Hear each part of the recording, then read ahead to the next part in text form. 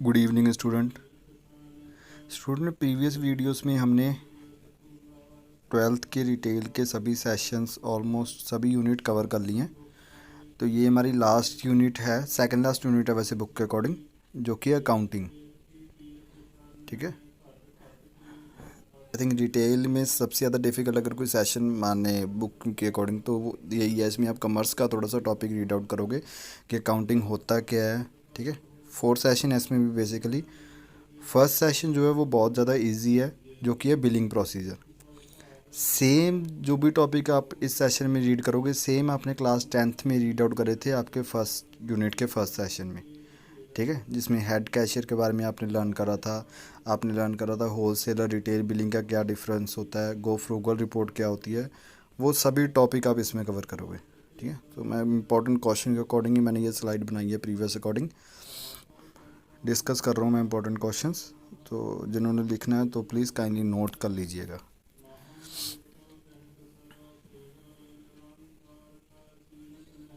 First important question जो बनता है, explain the duties of cashier.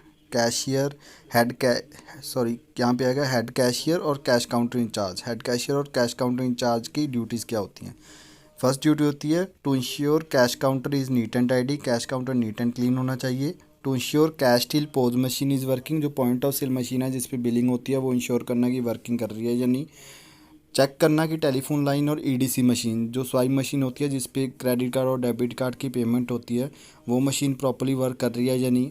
Check करना कि स्टेशनरी जो है वो अवेलेबल है बिलिंग काउंटर पे। और चेक करना कि जो रिटर्न, जो वापसी का सामान आया है, वो सारा सामान वापस सेंड भेज दिया है या वो सामान रख लिया है। तो ये चीज़ चेक किसने करनी है, कैश काउंटर इंचार्ज ने। नाउ सेकंड इंपॉर्टेंट क्वेश्चन है, what are the key features of retail billing. Retail billing के की फीचर्स क्या होते हैं। रिटेल बिलिंग के बेसिकली बहुत सारे फीचर्स होते हैं। फर्स्ट इंपॉर्टेंट है कि रिटेल बिलिंग में क्या है, मैं कोई भी एडिशनल इंफॉर्मेशन कैप्चर कर सकता हूँ अपने बिल में। जैसे किसी ने जीएसटी नंबर ऐड कराना है या कुछ और एड्रेस ऐड ऑन कराना है तो वो ऐड ऑन हो जाएगा। और इवन ये किसी भी तरह का बार कोड हो ये स्कैन कर लेती है। ठीक है, EAN UPC GTIN QR ये बार कोड के वेरिएंट हैं जिसको मैं इजीली स्कैन कर सकता हूँ।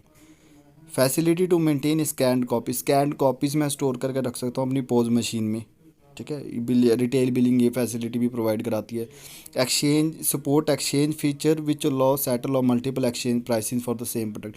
एक्सचेंज फीचर को सपोर्ट करती है, जिसके एक्सचेंज में सपोज मैंने किसी प्रोडक्ट वापस लिया है और मैं उसे को थोड़ी अमाउंट 10% डिडक्ट करके उसे अमाउंट रिटर्न करना चाहता हूँ तो वो फैसिलिटी भी मेरा सिस्टम मेरे को देगा, पोज मशीन मेरे को प्रोवाइड कराएगी। Support exchange scheme in billing, multiple exchange price can be defined for the same product. Same product के लिए मल्टीपल एक्सचेंज प्राइसेस होते हैं कि आपने सेम जो मैंने अभी आपको बताया कि आपने 150 में प्रोडक्ट लिया है, पर जब कस्टमर रिटर्न करने आ रहा है तो आप उसे 150 नहीं, आप उसे 100 रिटर्न करना चाहते हो, तो वो फैसिलिटी आपके सिस्टम आपको प्रोवाइड कराएगा। ठीक है, इसी तरह और भी बहुत सारे फीचर्स हैं जो बुक में आपको मिल जाएंगे, गो थ्रू हो जाना। नेक्स्ट इंपॉर्टेंट क्वेश्चन है, what are the solution highlights of billing. ठीक है, बिलिंग की क्या हाइलाइट्स होती हैं। फर्स्ट है इजी, फास्ट एंड रिबस्ट बिलिंग। जो बिलिंग है वो इजी होनी चाहिए, फास्ट होनी चाहिए और रिबस्ट होनी चाहिए। Enhance billing through the integral barcode scanner and weighing scale of pose. बहुत ज़्यादा फास्ट होती है। ठीक है, बिलिंग इजी हो जाती है इनके कारण।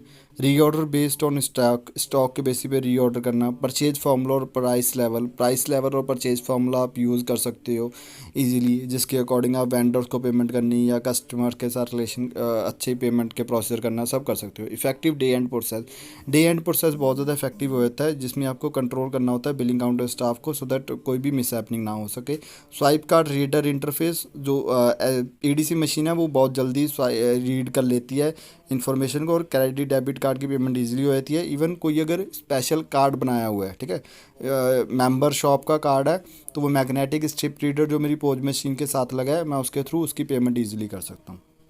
ठीक है, क्लियर है। नेक्स्ट इंपॉर्टेंट क्वेश्चन है, key features of web reporter. Web reporter के की फीचर्स क्या होते हैं।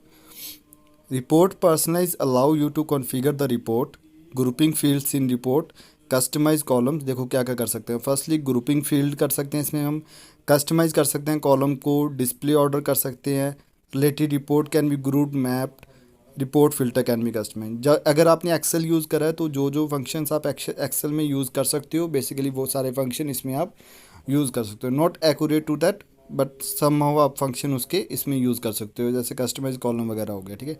Report can be added to my report for frequently viewed reports.